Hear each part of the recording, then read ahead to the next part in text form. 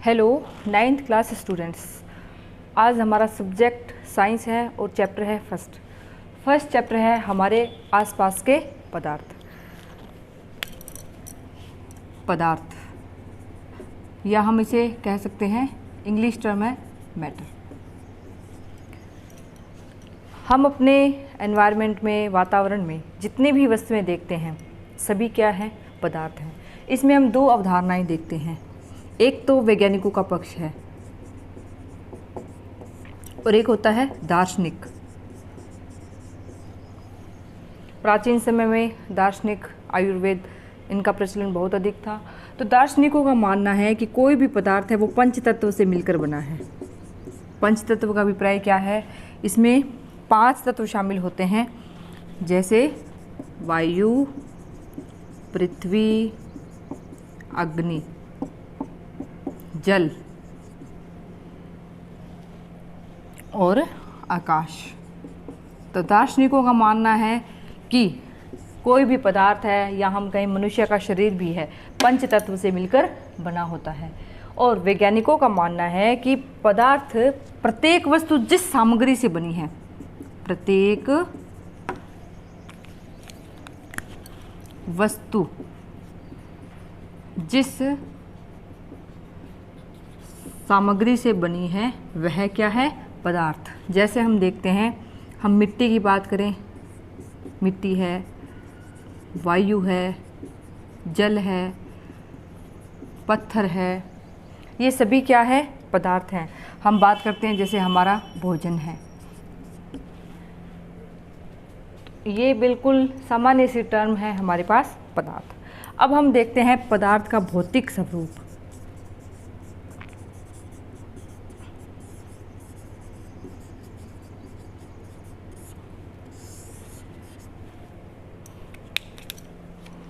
भौतिक स्वरूप से अभिप्राय है कि पदार्थ, प्रत्येक पदार्थ यानी कोई भी पदार्थ है, बहुत सूक्ष्म से अभिप्राय है छोटे छोटे, यानी बहुत ही छोटे छोटे या सूक्ष्म कणों से मिलकर बनता है।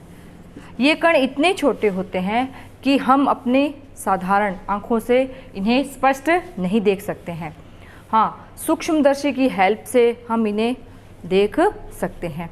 और ये कण इतने छोटे हैं, यानी लास्ट कण जिसका विभाजन न हो पाए, उतने छोटे छोटे कणों से मिलकर किसका निर्माण होता है? पदार्थ का। पदार्थ कणों के गुणधर्म। फर्स्ट पॉइंट है कि पदार्थ के कणों के बीच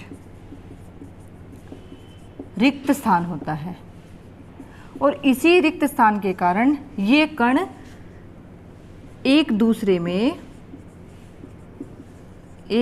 में समावेशित हो जाते हैं। ये कण एक दूसरे में समावेशित हो जाते हैं। इसका एग्जाम्पल हम देखते हैं तो स्टूडेंट्स, आप सभी ने नींबू पानी पिया है, लेमन जूस। तो उसमें हम क्या करते हैं? पानी लेते हैं, पानी में चीनी डिज़ोल्व करते हैं, यानी घोलते हैं, नींबू भी डालते हैं। तो किस कारण नींबू, पानी और चीनी तीनों का टेस्ट एक ही आपको आता है? कि पानी पदार्थ है, नींबू का जो रस है वो भी एक पदार्थ है और चीनी भी। ये तीनों कण, तीनों पदार्थों के कण जब एक दूसरे के साथ मिक्स होते हैं तो उनमें क्या होते हैं? आपस में रिक्त स्थान होते हैं और उन रिक्त स्थानों में ये कण एक दूसरे में समावेशित हो जाते हैं।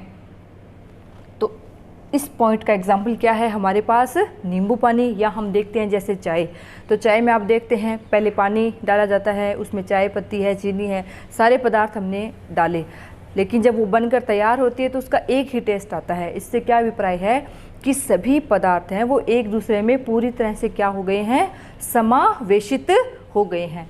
तो पहले पॉइंट का एग्जाम्पल आपको समझ आ रहा होगा, नींबू पानी और चाय से आप ध्यान रखेंगे कि पदार्थ के कण हैं, पदार्थ है वो छोटे छोटे सूक्ष्म कणों से मिलकर बना होता है और ये कण आपस में यानी एक दूसरे के साथ समावेशित होने का गुण भी रखते हैं। सेकंड पॉइंट,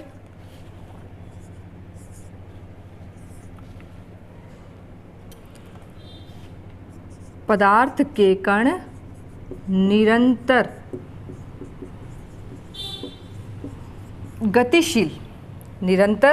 गतिशील रहते हैं और तापमान बढ़ाने पर, इस साइन का क्या मतलब है, तापमान बढ़ाने पर कणों की गतिज ऊर्जा भी बढ़ती है, कणों की गतिज ऊर्जा भी बढ़ती है।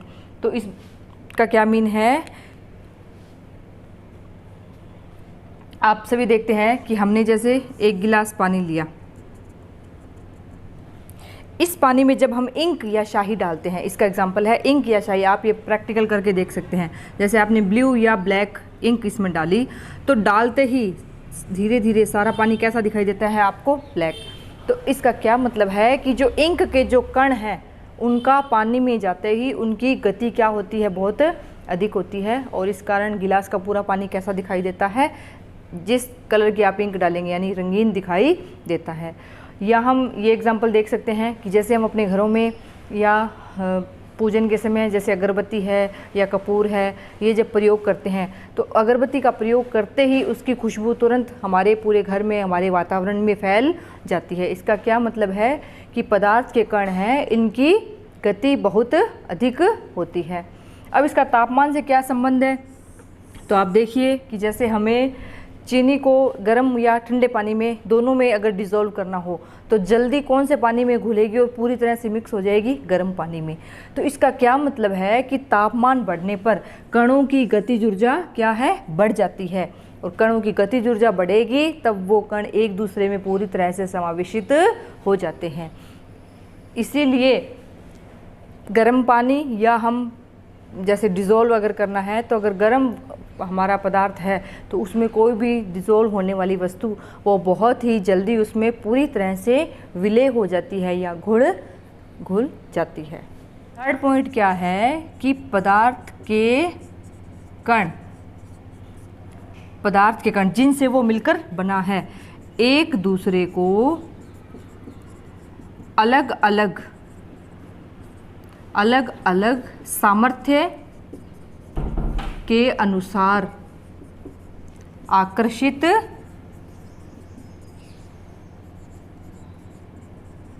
करते हैं। क्या मतलब है इस बात का, आप देखते हैं एक हमारे पास लोहे की छड़ है, एक हमारे पास लकड़ी की छड़ है, या हम बात करें चौक, यानी हमारे पास तीन अलग अलग तरह की वस्तु है। ये लोहे का एक भाग है, ये लकड़ी है और ये चौक। आप तीनों को जब एक साथ तोड़ना चाहें, इन पर जब पीटेंगे आप किसी भी भारी वस्तु से, तो आप देखते हैं कि इसे तोड़ने में हमें बहुत अधिक समय लगेगा, उससे कम समय लगेगा, और चौक है पहले ही, यानी इस पर जब पीटा जाता है तो ये बहुत ही जल्दी टूट जाता है। तो इस बात का क्या मतलब है कि इसमें जो पदार्थ, जो कण है जिनसे ये मिलकर बना है, इनमें आपस में बहुत ही प्रबल आकर्षण है, इनमें आकर्षण इसके तुलना में कम है, और चौक के कणों के मध्य आकर्षण क्या होता है, बहुत ही कमज़ोर होता है, इसलिए यह बहुत ही जल्दी टूट जाता है।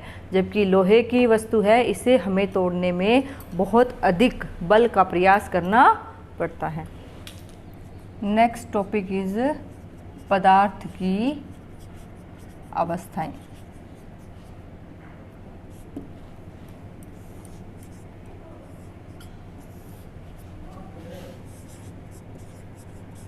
ठोस अवस्था, द्रव अवस्था और गैस।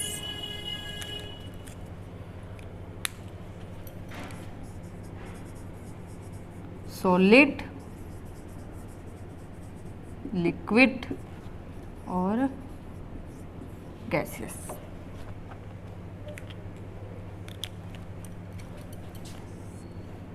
सबसे पहले हम एग्जाम्पल देखते हैं। ठोस में आप जानते ही हैं, जैसे मैंने अभी बात की कि लोहे की वस्तु है, कागज़ है, बुक है, यानी टेबल, ये सब कैसी वस्तुएं हैं, लोहे की। ये बोर्ड है, ये भी क्या है, ठोस है। द्रव की बात करें तो सभी दूध के बारे में जानते हैं, पानी है, तेल है, ये सारे कैसे हैं? लिक्विड। या आप शीतल पेय का अभिप्राय है आप जो कोल्ड ड्रिंक्स लेते हैं, ये सारे क्या हैं? लिक्विड या द्रव। गैसेस की बात करें तो हम जानते हैं हमारे जो घरों में एलपीजी सिलेंडर है उसमें गैस है, सीएनजी है, ये प्राकृतिक संपीड़ित गैस होती है। या हम देखते हैं हमारे वायुमंडल में, सभी जानते होंगे, नाइट्रोजन है 78%, ऑक्सीजन है 21%, CO2 है 0.03 और आगे है अन्य गैस। तो इस प्रकार ये सारे कैसी फॉर्म है? गैस। हमारे पास एक ऐसा पदार्थ है जो तीनों ही अवस्थाओं में पाया जाता है, जानते हैं आप? सोचिए। तो ये पदार्थ है हमारे पास पानी। पानी को जब फ्रिज में रखते हैं यानी बर्फ़, तो कौन सी अवस्था है ये? ठोस। फ्रिज से बाहर है बिल्कुल नॉर्मल टेम्परेचर पर, तो हमारे पास कैसी अवस्था है? द्रव। आप इसे हीट करेंगे और जब क्या करेंगे? उबालेंगे या गर्म करेंगे, तब क्या बन जाता है? ये गैस। तो ये अवस्था परिवर्तन किसकी है? पानी की। और ये तीनों ही अवस्थाओं में हमें मिल सकता है। तो H2O लिखने के बाद अब आगे की बड़ी क्लासेस में आप देखेंगे कि H2O ही लिखेगा वो हर जगह H2O ही, लेकिन इसकी अवस्था दर्शाने के लिए यहाँ लिखा जाता है S या लिखा जाता है L या लिखा जाता है G। तो इससे क्या अभिप्राय है? S का मीन है कि वाटर है वो ठोस अवस्था में है, L का मीन है द्रव अवस्था में, और G से क्या अभिप्राय होगा? गैसियस अवस्था में। एग्जाम्पल के बाद हम देखते हैं इनकी संरचना। ठोस में स्टूडेंट्स जिन कणों से ठोस वस्तु मिलकर बनी है उन सभी में क्या होता है? प्रबल आकर्षण बल। और द्रव है, इसमें आकर्षण बल है ठोस अवस्था की बजाय कम होता है। और जब गैस की बात करें तो इसमें आकर्षण है वो बहुत ही कम होता है। जैसे बैलून्स हैं, बैलून्स में भी क्या होती है? गैस भरी हुई होती है। अब इनके हम कुछ गुणों की बात करते हैं। तो आप इस पॉइंट से समझ रहे हैं कि फर्स्ट प्रॉपर्टी है आकार और आयतन। तो ठोस अवस्था में वस्तु का या पदार्थ का आकार और आयतन क्या होता है? निश्चित। द्रव अवस्था में क्या होगा? आयतन तो क्या होता है? निश्चित, लेकिन आकार क्या होता है? अनिश्चित। अब इसे हम कैसे समझेंगे? तो स्टूडेंट्स आप अलग अलग आकृति के 2-3 गिलास ले लेना और पानी ले लेना। आप जिस आकृति के गिलास में पानी डालेंगे वो पानी की आकृति आपको वैसी ही दिखाई देती है। तो इससे क्या अभिप्राय है? आयतन फिक्स है कि हमारे पास पानी फिक्स है कि हमने कितना 1 लीटर लिया है, 2 लीटर लिया है, लेकिन आकार क्या है? अनिश्चित। और गैस है, इसके तो आकार और आयतन दोनों ही क्या होते हैं? अनिश्चित। संपीड़ितता का मतलब होता है कि जब इस प्रकार इस वस्तु को हम अगर दबाएं, अगर ये कंप्रेस हो जाती है, दब जाती है, तब तो क्या है? संपीड़ितता उसमें प्रेजेंट है। और अगर हम नहीं दबा सकते हैं तो उसमें संपीड़ितता नहीं है। तो आप देखिए ये हमारे पास ठोस वस्तु है, क्या हम इसे दबा सकते हैं? क्या आप किसी दीवार को दबा सकते हैं? नहीं दबा सकते। तो ठोस वस्तुएं हैं उनमें संपीड़ितता नहीं होती है। द्रव है, इनमें संपीड़ितता कुछ यानी ठोस से तो ज़्यादा होगी और गैस से कम होगी, ज़्यादा इससे कम। और गैस में संपीड़ितता बहुत अधिक होती है। तो हमारे जो एलपीजी के सिलेंडर हैं उनमें जो गैस भरी जाती है वो संपीड़ितता के कारण ही बहुत अधिक आयतन गैस का उन एलपीजी सिलेंडर्स में पूरी तरह से हम भर सकते हैं। तो ये किस गुण के कारण गैस भरी जाती है? संपीड़ितता के, क्योंकि संपीड़ितता के कारण ही अधिक आयतन हमें कम साइज में भी हम उसे प्राप्त कर सकते हैं। विसरण, विसरण की बात करें तो क्या ठोस वस्तुएं हैं वो विसरण, पहले तो आप विसरण की डेफिनेशन समझिए। विसरण जैसे पानी की बात करें तो कोई भी द्रव है या कोई भी गैस है वो अपनी अधिक सांद्रता से कम सांद्रता की ओर बहती है। तो ये गुण द्रव और गैस में हमें मिल सकता है, लेकिन ठोस में ऐसा नहीं हो सकता। तो द्रव में कैसा होगा? आप देखिए पानी अपनी उच्च सांद्रता से कम सांद्रता की ओर इजीली बहता है, बहता है। इसी प्रकार गैस की बात करें तो आप देखते हैं, अगर हम हमारे घरों में अगरबत्ती कर रहे हैं या हम इत्र जैसे परफ्यूम आप कहते हैं, उसकी जैसे ही आप उसे ओपन करते हैं और उसकी स्प्रे करते हैं, तुरंत उसकी खुशबू वातावरण में फैल जाती है। तो इसका क्या मीन है, जहाँ आपने उसे स्प्रे किया है वहाँ उसकी सांद्रता अधिक है, वहाँ से वह कम सांद्रता की ओर तुरंत फैल जाता है।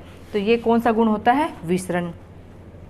आकर्षण की बात करें तो आप देखिए इन सभी में यानी ठोस अवस्था में क्या है स्टूडेंट्स, यहाँ इन कणों के मध्य प्रबल आकर्षण, और प्रबल आकर्षण है तो इन्हें तोड़ने के लिए हमें अधिक ऊर्जा की आवश्यकता होगी।